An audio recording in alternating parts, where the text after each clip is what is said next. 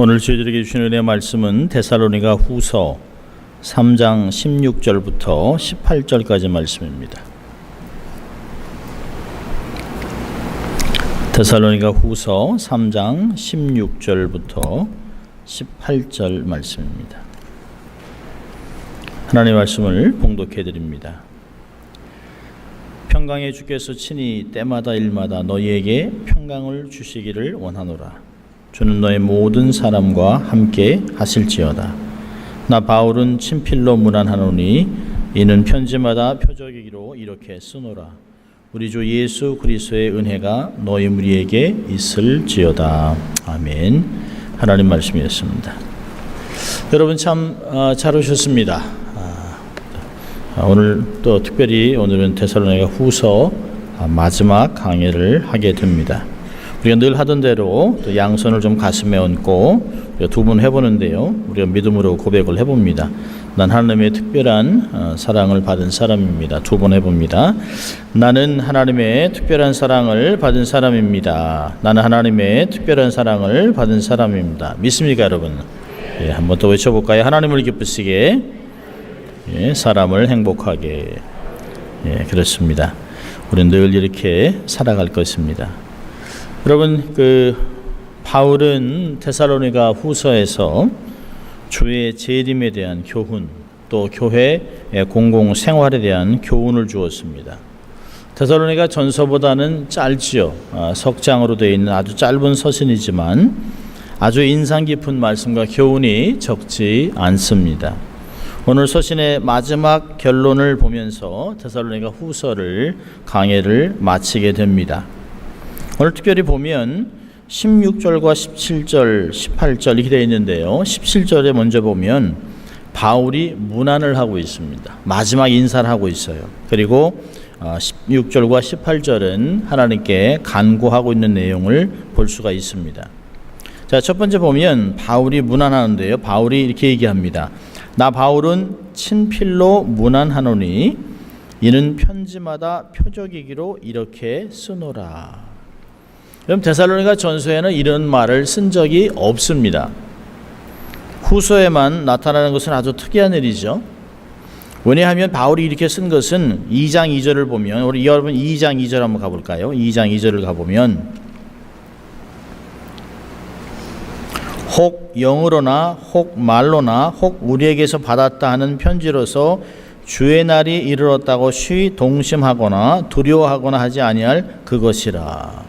사람들이 많이 동요하고 힘들어하고 주님이 이미 재림하셨는데 우리는 어찌해야 될 거라고 광신적인 모습들이 나타났기 때문에 편지를 이렇게 쓰고 있습니다. 바울은 그래서 내가 친필로 이렇게 문안을 쓴 것이고 이것이 내가 쓴 편지라고 확증을 하고 있습니다. 사실 이렇게 데살로니가 후서에만 나타나고 있는 것은 아닙니다. 이후에 사도 바울이 데살로니가 전서를 가장 먼저 썼는데요. 데살로니가 전서는 신약에서 제일 먼저 쓰여진 편지입니다. 주님이 다시 오신다. 그래서 우리는 믿음 생활을 잘해야 된다. 라고 하는 것 때문에 사람들이 주님의 오실 날이 이제 내일이나 모레나 다음 주나 하는 생각으로 열심히 살아갔어요. 그러나 주님의 재림이 그렇게 쉽게 임박하게 오실 것을 아니기 때문에 사도 바울이 다른 서신들을 쭉 써나갔습니다. 그러다가 데살로니가 후서의 편지를 다시 데살로니가 교회에 편지를 보낼 이유를 발견하게 되고 다시 그들에게 주님의 재림이 아직 임하지 않았다. 그러나 곧 임할 것이라고 하면서 그러기 때문에 우리가 이것에 근거해서 신앙생활을 잘해야 된다고 가르쳤던 것이에요. 그리고 친필로 쓴 편지들이 굉장히 많습니다. 고린도전서 16장 21절에도 나 바울은 친필로 너희에게 문안한다. 또 골로새 4장 18절은 나 바울은 친필로 문안하노니 나의 매인 것을 생각하라 은혜가 너에게 있을지어다. 이렇게 편지를 썼던 것을 볼 수 있어요. 어떤 것은 그렇게 하지 않아도 바울이 쓴 것을 쉽게 받아들이기 때문에 그렇게 쓸 필요가 없었습니다. 그러나 교회 안에 분란이 생기고 어려워지고 힘들어진 곳에는 바울이 직접 편지를 쓴다고 이야기를 하고 있습니다. 저는 특별히 보면 17절에 친필로 문안하노니 이는 편지마다 표적이기로. 여러분, 표적이라고 하는 이 헬라어 단어는 기적입니다. 기적. 그러니까 기적이라고 이 단어를 세메온이라는 헬라 단어를 쓸 때는 하나님의 계시적인 사건과 기적을 말할 때 이 단어를 썼어요. 그러니까 바울이 데살로니가 교인들에게 편지를 쓰면서 이게 기적이고 표적이라고 하는 것은 바울이 사사로운 개인 감정의 글을 쓴 것이 아니라는 것이에요. 이것은 하나님이 주신 말씀을 전하는 것이기 때문에 하나님으로부터 온 것이라고 하는 이야기를 하고 있는 것입니다. 하나님의 말씀을 쓰고 있다. 비록 개인적인 편지의 형식을 갖고 있지만 이것은 하나님의 말씀이라고 기록하는 것입니다. 이렇게 그 마지막 인사를 한 후에 16절과 18절에 바울이 사실은 간구와 함께 축복을 하고 있습니다. 세 가지를 축복하고 있는데요. 하나는 평강의 축복, 두 번째로는 임마누엘의 축복, 세 번째로는 은혜의 축복, 이 세 가지를 구하고 있는 것을 볼 수 있습니다. 하나씩 보면서 사도 바울이 빌었던 이러한 축복이 우리의 삶에도 임할 수 있기를 바랍니다. 자, 첫 번째 보면 16절 우리 같이 읽습니다. 시작.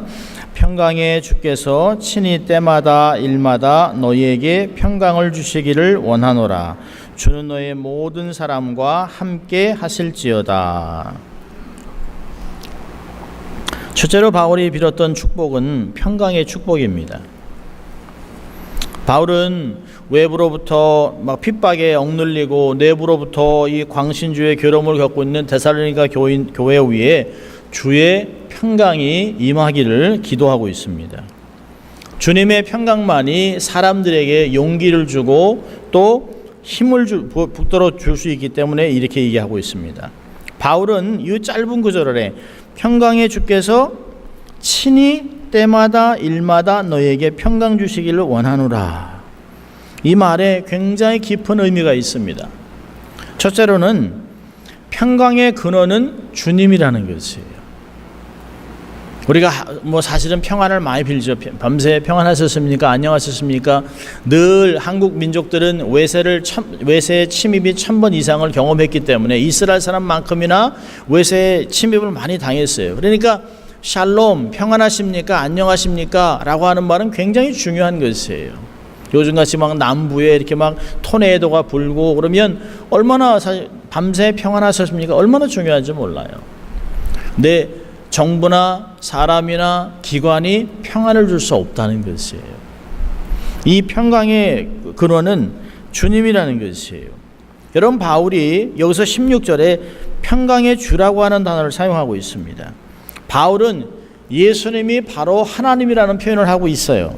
하나님을 평강의 하나님이라고 부른 구절들이 굉장히 많습니다. 바울 서신에 보면 평강의 하나님께서 사단을 다스릴 것이다. 평강의 하나님께서 데살로니가전서 5장 23절에도 평강의 하나님이 친히 너희로 온전히 거룩하게 하시고 또 너의 온 영과 혼과 몸이 우리 주 예수 그리스도 강림하실 때에 흠없이 보존되기를 원한다라고 얘기했습니다. 여러분, 바울은 어느 말씀을 근거로 해서 평강의 주가 하나님이라고 하는 말을 하고 있습니까? 이것은 메시아 예언을 했던 이사야 9장 6절의 말씀을 근거로 이 말을 하고 있는데요. 이사야 9장 6절은 이렇게 기록되어 있습니다. 이는 한 아이가 우리에게 낳고 한 아들을 우리에게 주신 바 되었는데 그 어깨에는 정사를 메었고 그 이름은 기묘자라 모사라 전능하신 하나님이라 영존하신 아버지라 평강의 왕이라 할 것임이니라. 우리에게 평강의 왕이 메시아가 탄생할 것이라고 하는 것을 이미 예수님의 탄생 800년 전부터 예언을 했습니다. 그리고 그 예언의 성취로 하나님이 육신을 입고 이 땅에 태어나셨어요. 그리고 예수님께서 공생애에서 이렇게 말씀하셨습니다. 평강의 왕이 육신으로 오셔서 뭐라고 얘기하셨냐면 평강을 너에게 끼치노니 곧 나의 평강을 너에게 주노라. 내가 너에게 주는 이것은 세상이 주는 것과 같이 아니하니라. 너희는 마음에 근심도 말고 두려워하지도 말라. 요한복음 14장 27절은 이야기하고 있습니다. 삼위일체 하나님, 대한 사상이 얼마나 정확한지 몰라요. 사도 바울은 이 평강은 삼위일체 되신 하나님, 성부 하나님, 성자 하나님, 성령 하나님으로부터 우리의 삶에 온다고 이야기하고 있습니다. 오늘 본문은 평강이라고 하는 단어 안에 정관사가 하나 붙어 있어요. 그렇다면 정확한 번역은 평강의 주께서 친히 때마다 일마다 너희에게 그 평강을 주시겠다고 얘기하는 것입니다. 주의 그 평강, 세상은 알 수도 없고 세상은 줄 수도 없는 그런 예수님이 약속한 그 성령으로 우리에게 평강을 주시겠다고 이야기하고 있는 것입니다. 세상이 우리가 갖고 있는 평강을 어떻게 이해할 수 있겠습니까? 생활이 힘들고 고단하고 어려워도 우리의 삶에 왠지 모르게 주님과 함께 한다면 이라는 마음이 있다면 그건 주님이 주시는 것이에요. 세상이 빼앗아 갈 수 있는 것이 아닙니다. 또 하나 이 짧은 구절 안에 주시는 그 뜻은 평강은 우리의 삶에 제한이 없다는 것이에요. 때마다 일마다 모든 상황에서 하나님의 평강이 우리의 삶을 주도하고 있다는 것이에요. 평강의 하나님께서 어떤 상황에서든지 우리에게 평안을 주실 수 있습니다. 하나님이시기 때문에 우리는 어느 때든지 하나님을 의지하고 하나님의 평강을 구해야만 하는 것이죠. 삶에 어떤 고통이 와도 실패가 와도 좌절된 상황이 오더라도 소망이라고는 도저히 기대할 수 없는 그런 상황 속에서도 주님의 평강은 우리의 삶의 중심을 붙잡아 두고 있다는 것이에요. 물론 삶을 살다 보면 흔들릴 때가 있지요. 넘어질 때도 있습니다. 자빠질 때도 있습니다. 그러나 시편 37편 24절에서는 이렇게 얘기합니다. 저는 넘어지나 아주 엎드러지지 아니함은 여호와께서 손으로 붙드심이로다. 아멘입니까? 놀라운 말씀이에요. 여러분, 하나님의 평강은 소극적이거나 약하지 않습니다. 그래서 로마서 16장 20절에 평강에 하나님께서 속히 사단을 너희 발 아래서 상하게 하시리라. 우리 주 예수의 은혜가 너에게 있을지어다 라고 얘기하는 것이에요. 사단에게는 무서운 능력으로 제어하는 하나님의 모습이 그 능력이 우리에게는 한없이 더 따뜻한 평강으로 다가온다는 것이에요. 여러분, 경찰이 범죄자에게는 얼마나 무섭습니까? 잘못하면 총으로 쏴서 죽일 수도 있어요. 그러나 그가 집에 와서는 한없이 따뜻한 남편이요 아내가 될 수 있는 것이에요. 하나님은 우리의 삶에 그러한 모습으로 소극적이지 않고 적극적이며 능력으로 우리의 삶을 품어주는 때마다 일마다 어느 때도 제한 없이 임한다고 하는 것입니다. 할렐루야. 얼마나 놀랍습니까? 제가 몇 년 전에 브라질 상파울루에 강의차 비행기를 타고 가는데 비행기가 너무 막 이렇게 그냥 이렇게 위로 아래로 심하게 흔들리고 있습니다. 그래서 빨리 이 벨트를 딱 매고 옆에 그 아기 엄마가 타고 있는데요. 아기를 이렇게 안고 있는데요. 안 무서운 척 빨리 제가 이렇게 매고 딱 잡고 있었습니다. 이렇게. 근데 비행 중에요. 가장 흥미로웠던 것은 그 어린 아이입니다. 어린 아이. 이렇게 비행기가 오르락내리락 하고 막 흔들리고 덜덜덜 떨리고 그러는데 아이는 전혀 무서워하지 않습니다. 오히려 엄마와 즐거운 시를 보면서 깔깔깔 웃기도 하고 막 손을 이렇게 하기도 하고 막 이러고 있습니다. 함께 장난도 치고 비행기가 막 흔들리는 그런 상황 속에서도 엄마 품 안에서 새근새근 잠을 자고 있습니다. 여러분께 이런 폭풍 가운데서도 흔들리는 난길 위에서 비행기가 흔들리는 그런 위험 속에서도 이 아이가 잠을 잤었던 이유는 뭘까요? 어머니의 품 안에 있기 때문에 그런 것이에요. 이 아이가 어머니에게 엄마 너무 예뻐요 이러고 이렇게 아부할 필요도 없는 거예요. 이 아이가 늘 제대로 잘 살고 말씀을 지켜야만 어머니 품 안에서 잠잘 수 있는 것도 아닙니다. 여러분, 이건 관계예요. 어머니이기 때문에 자식이기 때문에 그 품 안에서 평안히 잠을 잘 수 있었던 것이에요. 여러분, 우리도 주 안에 있다면, 주님의 품 안에 있다면 주를 위해 어떤 것을 하지 않아도 우리가 그분의 아들이요 딸이기 때문에 평안히 쉴 수 있다는 것이에요. 단지 주님의 품 안에 있기만 하면 되는 것이에요. 여러분, 그래서 찬송가 458장에 이렇게 얘기하잖아요. 주의 친절한 팔에 안기세 우리의 마음이 평안하리니 항상 기쁘고 복이 되겠네. 영원하신 팔에 안기세 주의 팔에, 그 크신 팔에 안기세 주의 팔에, 영원하신 팔에 안기세. 얼마나 놀라운 찬양인지 몰라요. 힘들고 어려울 때 우리가 애를 쓰고 수고해서 어디로 가지 마세요. 우리가 그저 주의 품 안에 거하기만 하는 것이면 되는 겁니다. 여러분, 그래서 사도 바울이 수많은 편지에서 그리스도 안에, 주 안에 모든 것이 있다는 것이에요. 주 안에서 평안을 누리는 여러분 될 수 있길 주의 이름으로 축원합니다. 두 번째로 바울은 임마누엘의 축복을 기도하고 있습니다. 16절 보면 주는 너의 모든 사람과 함께 하실지어다. 여러분, 임마누엘의 축복이 말씀을 잘 순종하고 정말 신앙생활을 잘하고 있는 사람들 뿐만 아니라 게으르고 또 일하지 않고 불순종하는 사람에게도 주의 임재가 있기를 기도하고 있습니다. 모든 성도들에게 하나님의 함께 하심이, 임마누엘의 축복이 있기를 간구하고 있습니다. 여러분, 바울의 이런 축복은 예수님께서 승천하시면서 마지막에 내가 세상 끝날까지 너희와 항상 함께 하겠다라고 한 맥락과 똑같습니다. 여러분, 이 말씀 안에 우리에게 주시는 그 아주 깊은 의미는 뭐냐면 하나님의 사랑은 편애가 없다는 것이에요. 여러분, 사람은 내게 잘하고 일 열심히 하고 착하고 순종을 하면 좋아하고, 지금 잘 살지 못하고 그러면 잘못하면 멀리하고 차별합니다. 그러나 주님의 사랑은 우리의 행위나 우리의 어떤 실수에 의해서 좌우되지 않는다는 것이에요. 내가 열심히 주를 섬긴다고 해서 주님이 나를 더 많이 사랑하고 내가 조금 부족하다고 하나님이 내치고 하는 사랑이 아니라는 것입니다. 오히려 연약하고 부족한 사람들에게 더욱 관심을 두고 그들도 건강하고 잘하는 사람들과 똑같이 당당하게 주를 위해 하나님의 사역자로 삶을 사는 그런 모습이 될 수 있도록 하나님이 뒤에서 밀어주고 당겨주고 격려하고 있다는 걸 볼 수 있어요. 여러분, 자식을 키우면서 보면 잘 나가는 자식도 감사하지요. 그러나 부족한 자녀들한테 부모의 관심은 더 많이 가는 것이에요.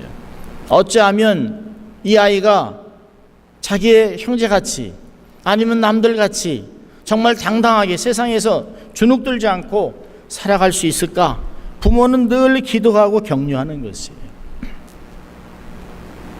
세상은 손가락질 해도 부모는 그렇지 않습니다. 여러분, 사도 바울이 그런 아버지의 마음을 품는 것이에요. 전에는 얘기하지 않았습니까? 지난주에 봤을 때 규모 없이 행하는 자들과는 거리를 둬라. 그래서 그들이 그것을 보고 깨달아서 돌아올 수 있도록 그들에게 거리를 두지만, 표적을 삼지만, 그러나 그들을 출교하는 그런 외인으로 삼지 말고 그들을 형제같이 품고 살으라고 얘기하고 있습니다. 누가복음 15장을 보면 탕자의 비유라고 하지만 사실은 비유는 탕자가 아닙니다. 주인공은 하나님 아버지입니다. 아들이 아버지에게 그러한 수치감을 줬음에도 불구하고 그 동네에서 얼굴을 들지 못하고 살 수 있을 정도로 그 가정뿐만 아니라 아버지뿐만 아니라 동네 전체에 부끄러움을 줬지만 그 아들을 향한 아버지의 사랑은 변하지 않습니다. 동네 어귀에 들어와서 동네 사람들에게 잘못하면 몰매를 맞을까봐 상고가 먼데 그 아들에게 달려가서 다른 사람이 대하기 전에 먼저 껴안고 내가 화해하고 내가 품었다라고 세상에 밝히고 있는 아버지라는 것이에요. 부끄러워하지 않습니다. 하나님은 결코 우리의 연약함 때문에, 우리의 부족함 때문에 세상에서 부끄러워하는 하나님이 아니에요.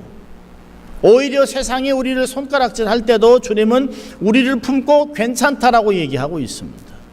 차라리 내가 너를 위해 수치를 당하마 라고 하는 것이 누가복음 15장에는 아버지의 조건 없는 사랑이에요.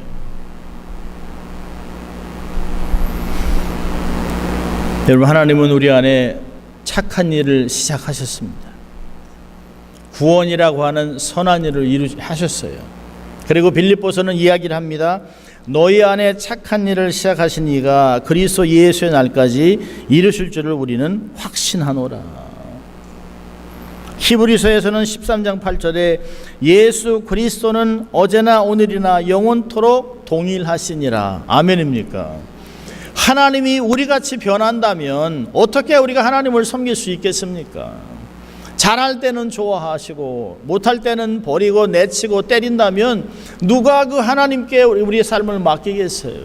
근데 하나님은 우리 사랑함이 변함이 없다는 것이에요. 그렇다면 우리도 약한 자들이나 한때 곁길로 갔던 자들을 판단하지 말아야 하는 것입니다. 바울의 권면을 마음에 새길 필요가 있어요. 로마서 15장 1절과 2절을 보면 우리 강한 자가 마땅히 연약한 자의 약점을 담당하고 자기를 기쁘게 하지 아니할 것이라. 우리 각 사람이 이웃을 선하게 하되 기쁘게 하되 선을 이루고 덕을 세우도록 할지니라. 여러분, 성숙한 자가 참아야 합니다. 성숙한 자가 품어야 합니다. 성숙한 자가 도와줘야 합니다. 성숙한 자가 밀고 당겨줘야 합니다. 성숙한 자가 연약한 자들을 손가락질 하면 안 된다는 것이에요.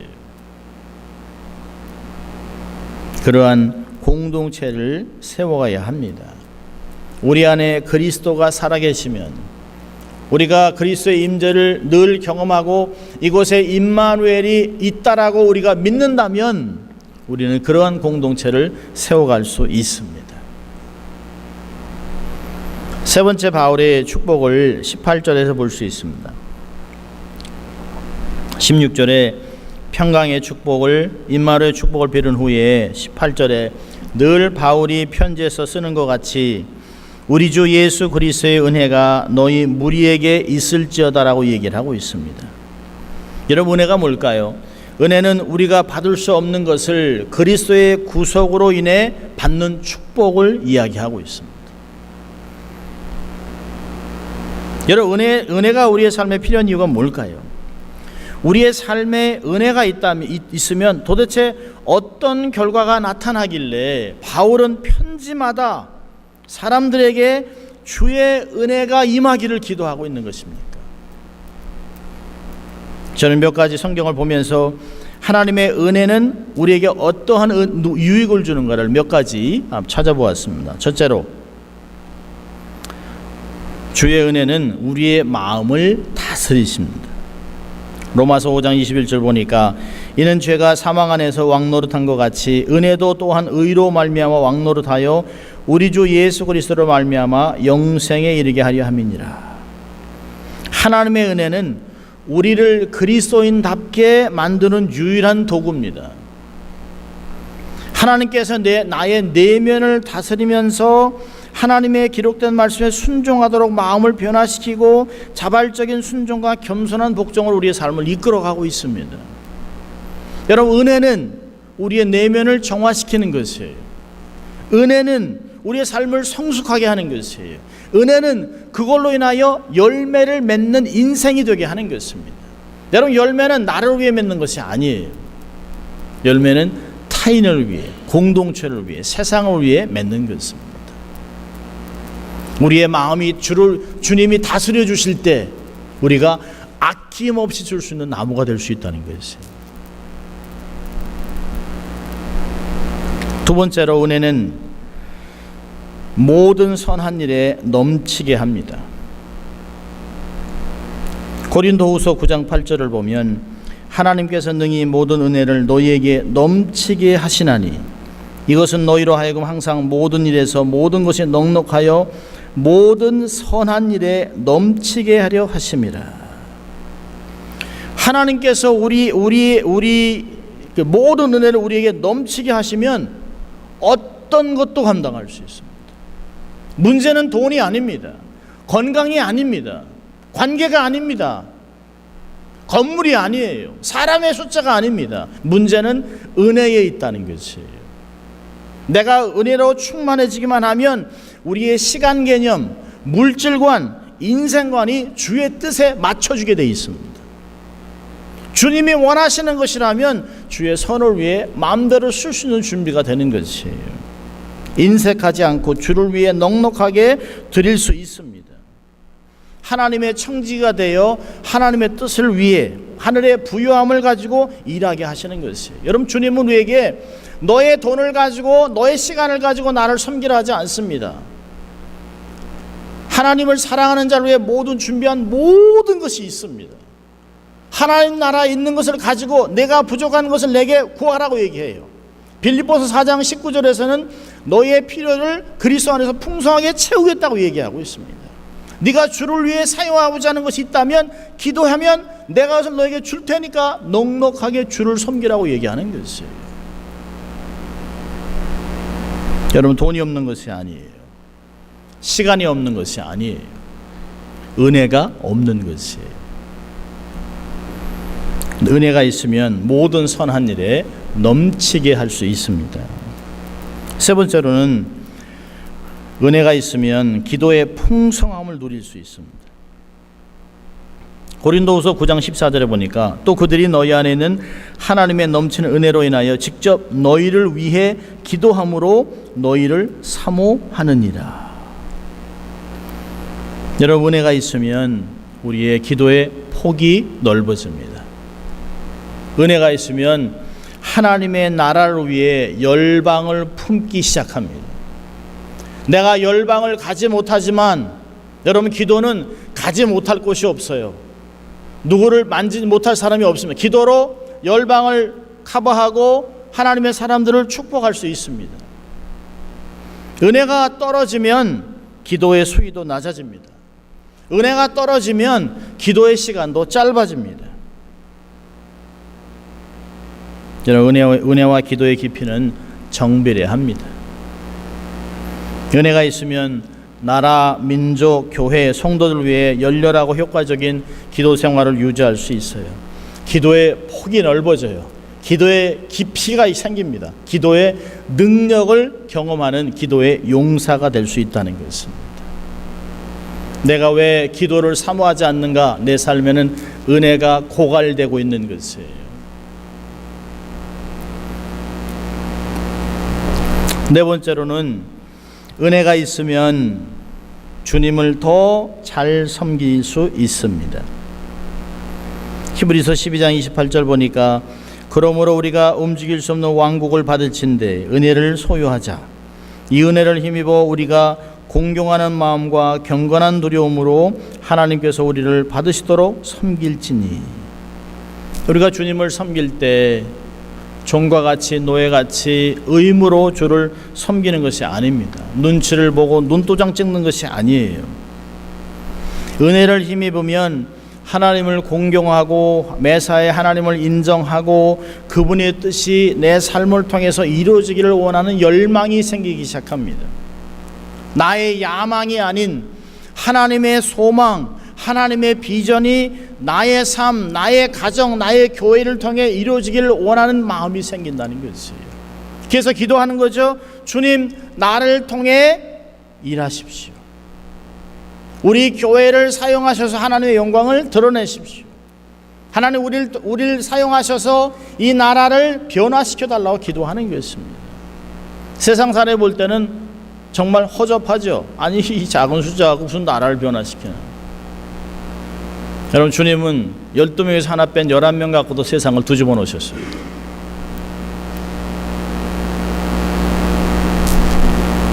변화된 세 사람만 있으면 나라를 세울 수도 있습니다.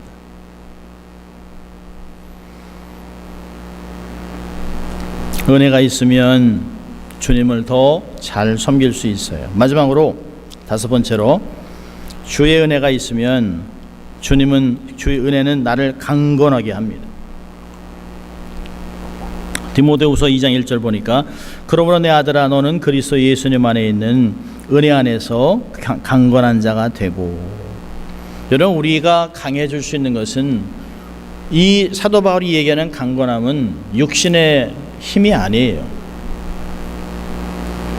신령한 은혜로 강해짐을 얘기하고 있습니다. 주님은 성도들이 은혜 안에서 강해져야 된다고 얘기합니다. 진정한 힘은 바로 하나님의 은혜 안에 있기 때문입니다. 은혜야말로 평범한 그리스도인들을 하나님의 강한 군대로 만들어 나가는 것이에요. 그제서야 그리가 되면 우리가 구원의 투구를 쓰고 믿음의 방패를 가지고 성령을 감을 가지고 우리가 하나님의 군대가 될 수 있는 것이에요.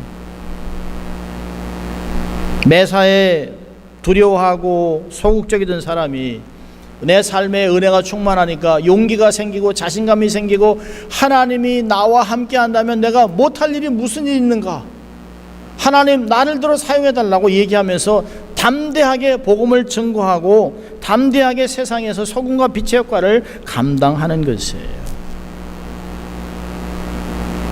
그리스도의 믿음으로 그리스도의 충만한 강한 군대가 되게 되는 것입니다. 여러분, 그래서 사도 바울은 자신이 쓴 모든 서신의 인사말과 끝맺음에 항상 주의 은혜가 너희에게 있기를 원한다라고 썼습니다. 그럼 성도들에게 은혜가 가장 중요한 것이기 때문에 은혜 받는데 올인해야 합니다. 은혜 받는데 우리의 삶에 정말 중요한 게 있다면, 저는 데살로니가 후서를 강의하면서 누구보다 제가 먼저 너무 많은 은혜를 받았기 때문에 이 마지막에 정말 이 마지막 시대를 어떻게 살아야 할 것인가, 전후 좌우를 바라볼 것이 아니라 하나님 바라보면서 하나님이 내게 주신 은혜로만 충만하면 우리는 얼마든지 세상을 변화시킬 수 있다는 것이에요. 은혜 받기 위해서 최선을 다하고 은혜 받기 위해서 올인을 해야 하는 성도가 된다면 세상은 우리를 감당하지 못할 것입니다. 여러분, 시편 31편 19절을 보면 놀라운 말씀이 있습니다. 한번 찾아볼까요? 시편 31편 19절. 평생 기억하고 읽어두어야 될 말씀입니다. 시편 31편 19절.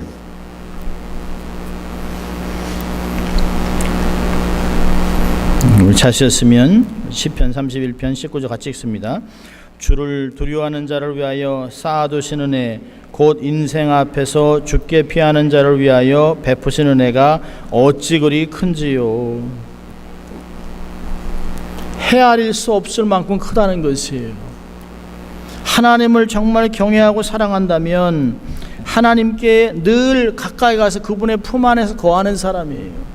그 안에 거할 때 주님이 주신 은혜가 너무너무 크다는 것이에요. 감당할 수 없다는 것이에요.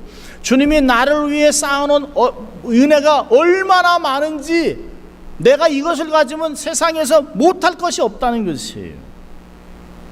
주를 경외하면서 주의 은혜를 넘치도록 받으십시오. 여러분을 위해 준비해 놓으신 은혜를 삶에서 모두 받아 누리세요. 은혜 충만한 성도들이에요. 은혜의 통로가 되어야 되는 것이에요.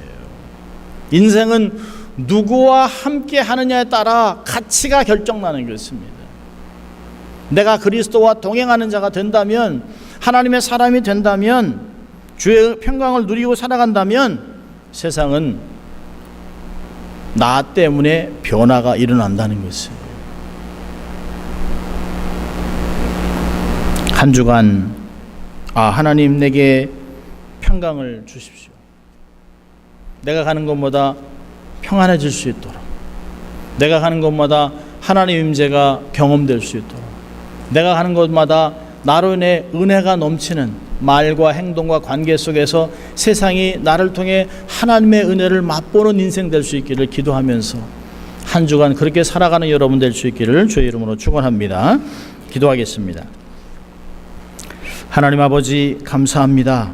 오늘도 저희들에게 사도 바울의 말씀을 통하여 평강의 주께서 친히 때와 일마다 우리에게 평강을 주시고 함께 하시고 은혜를 주실 것을 기도하는 그것들 우리의 삶에 받아 누리기로 소망하고 그것을 가지고 세상을 섬기는 저희들 될 수 있도록 한 주간을 축복하여 주시옵소서. 감사하고 예수님 이름으로 기도합니다. 아멘.